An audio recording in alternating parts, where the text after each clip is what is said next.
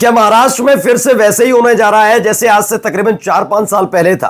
क्या भारतीय जनता पार्टी का वो रंग हर एक राजनीतिक पार्टी से उतर रहा है जिस रंग में ढलकर अपने ही लोगों के खिलाफ झंडा बुलंद किया गया था? क्या उपराष्ट्रपति पद का चुनाव जो होने जा रहा है ये बीजेपी के लिए, उनकी नीयत और नीति दोनों के लिए घातक साबित होने जा रहा है?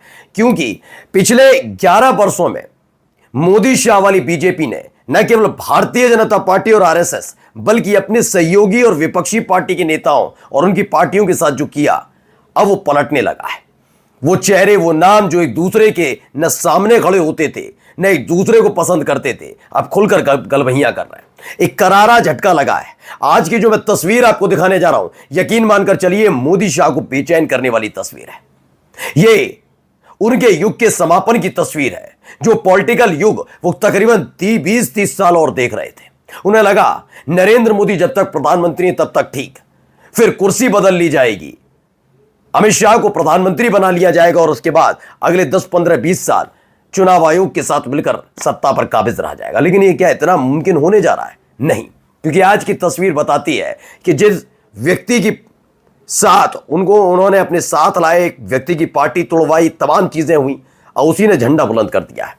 खबर महाराष्ट्र से है। जी हां, अब तक केवल खबर थी कि एकनाथ शिंदे नाराज चल रहे हैं, लेकिन अब वो नाराज नहीं चल रहे हैं। अब उन्हें अपनी कोई बात मनवानी नहीं है, बल्कि वो फिर से शिवसेना के साथ जा रहे हैं और उपराष्ट्रपति पद के चुनाव में खुल्लम खुल्ला संकेत दे दिया है कि उनके इस पार्टी के सातों के 7 सांसद बी सुदर्शन रेड्डी के समर्थन में वोट कास्ट करने जा रहे हैं। नमस्कार, मैं हूं प्रज्वल गौतम और आप देख रहे हैं टाइम्स एक्सप्रेस। यह खबर तकरीबन हमने 2 हफ्ते पहले आपको दिखाई थी, 1-1.5-2 हफ्ते पहले। तब हमने आपको बताया था कि एकनाथ शिंदे नाराज है और हो क्या रहा है कि एकनाथ शिंदे की पार्टी को तोड़ा जा रहा है। जो शिवसेना के नेता है एकनाथ शिंदे वाले, उद्धव ठाकरे वाले नहीं, एकनाथ शिंदे वाली शिवसेना के जो नेता है वो लगातार पार्टी छोड़ रहे हैं और वो जा कहीं और नहीं रहे। उद्धव ठाकरे के पास नहीं जा रहे, एनसीपी नहीं जा रहे, कांग्रेस नहीं जा रहे, वो सारे के सारे बीजेपी ज्वाइन कर रहे हैं। इसे देखने के बाद एकनाथ शिंदे ने कैबिनेट जो बैठक होती है, उप मुख्यमंत्री होने के नाते उनकी मौजूदगी जरूरी है, जाना ही बंद कर दिया कि नहीं जाऊंगा। जब आप मेरी पार्टी तोड़ रहे हैं तो मैं जाऊं क्यों? क्या मतलब, आप अपने हिसाब से कर लो। लेकिन मसला इतना नहीं रहा, इससे आगे का हो गया है। दरअसल अब वो ठाकरे परिवार से मुलाकात कर रहे हैं। जी, राज ठाकरे और उद्धव ठाकरे पहले ही मुलाकात कर चुके हैं। बहुत सारी खबरें हैं। दरअसल अब ठाकरे परिवार के करीब आ चुके हैं एकनाथ शिंदे, और एकनाथ शिंदे को लेकर कहा जा रहा है कि जो याचिका उन्होंने लगा रखी है कि कौन सी शिवसेना असली, उसे भी वापस लेने की तैयारी चल रही है। एक बार फिर से यह एहसास होने लगा है कि किस भ्रम में रहकर उन्होंने अपनी ही मूलभूत पार्टी को तोड़ा, और उसी के तहत अब वो एक बड़ा फैसला लेने जा रहे हैं जिसने एनडीए में भूचाल ला दिया है। सबसे पहले एक खबर दिखाने जा रहा हूं, ये खबर जरा देखिएगा। ये तस्वीर देखते चलिए। सबसे पहले ये तस्वीर जैसे ही सामने आई, गणेश जी की प्रतिमा सामने है, एकनाथ शिंदे हाथ जोड़कर सिर झुकाकर खड़े हैं। ये इतनी बड़ी तस्वीर नहीं है जिसे देखकर आप कहें कि आपने इससे कैसे अनुमान लगाया। दरअसल ये जिस घर की तस्वीर है वो घर ऐसा है जो मोदी शाह के लिए वहां पर एंट्री है। ये वो घर है जहां पर इन दिनों उद्धव ठाकरे की एंट्री हो चुकी है। जी हां, मैं बात कर रहा हूं इस चेहरे की। जी, उद्धव ठाकरे और एकनाथ शिंदे, यानी कि राज ठाकरे से मुलाकात करने पहुंचते हैं और माना गया है कि राज ठाकरे और उद्धव ठाकरे भी एक साथ आ रहे हैं। अब आप इसे किसी भी परिप्रेक्ष्य में लें कि ठाकरे भाई इसलिए आ गए हैं क्योंकि दोनों की राजनीति नहीं चल रही, मराठा मानोश और मुंबई पर, ये तमाम जो सोचना सोचिए, तो ये सबके लिए कहा जाता है। ये अकेले वो नहीं है, ये तो मोदी शाह के लिए भी कहा जा रहा है कि एक वक्त में युग था, आप देखिए कोई उनकी सुनता नहीं है, कोई चाणक्य को याद तक नहीं कर रहा और हर हर मोदी, घर घर मोदी कोई नहीं कर रहा। अब तो भगाने की तैयारी टाइप की चल रही है। फिलहाल ये तस्वीर देखिए। इस तस्वीर ने थोड़ा बीजेपी को बेचैन कर दिया है।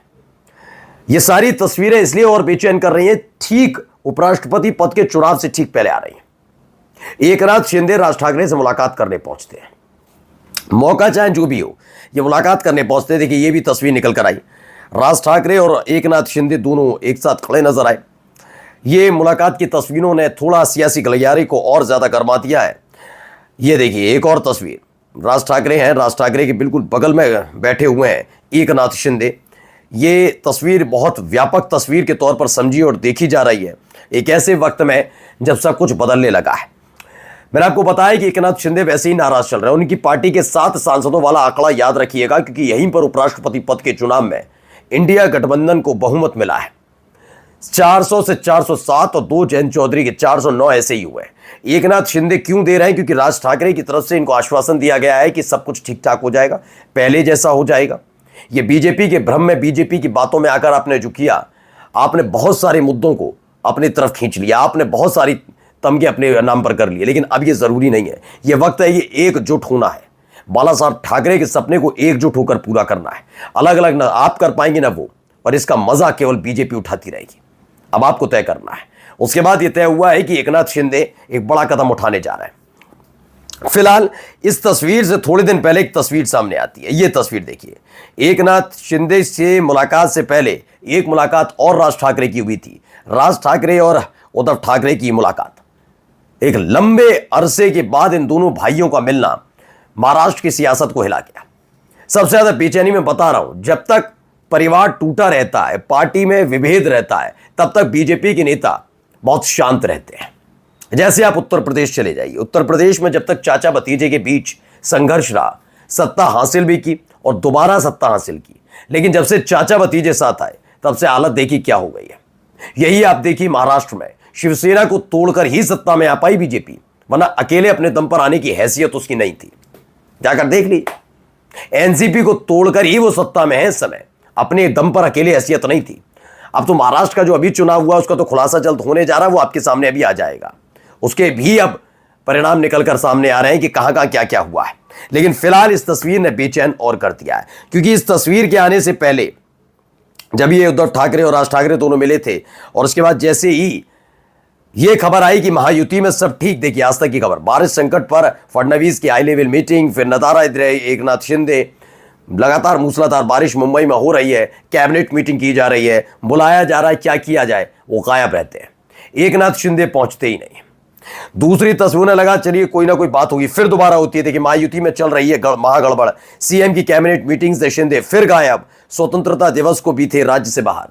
यह एक ऐसा मौका होता है स्वतंत्रता दिवस का, इंडिपेंडेंस डे का, जब पूरा का पूरा कैबिनेट अपनी राजधानी मौजूद होता है। अगर केंद्र की है, मोदी सरकार है, तो मोदी से लेकर सारे के सारे नेता वहां मौजूद रहेंगे।